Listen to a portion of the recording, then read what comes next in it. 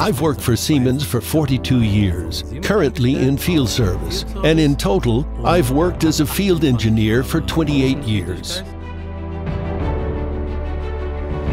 All good inventions are based on a vision. We always want new technologies, which is why we're developing our tools all the time. We never want to be standing still doing nothing. And in this age of digitalization, we're always taking that step, of course, and looking for new things. This robot from Kawasaki has been developed for friction welding. As soon as I saw it, the idea suddenly came to me because I was fascinated by its mass and this energy surrounding it. We're taking this robot and starting to use it for servicing, making us the first company to dare to take this step. When the robot starts to move, you can feel the power behind it, and that's what fascinated us.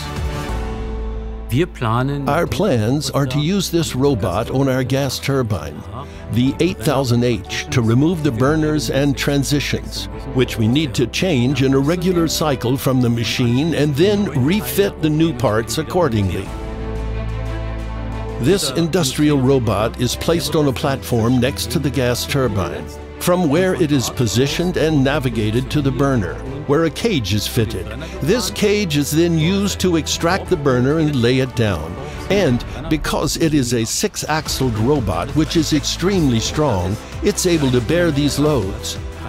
It's able to carry up to a ton at a distance of 4 meters. That was the deciding factor for us.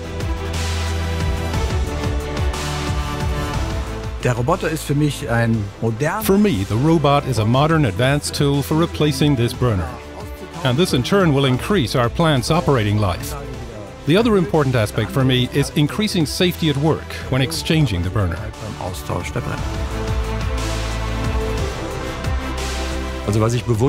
What I admire is Siemens' professionalism preparing the operation of the robot.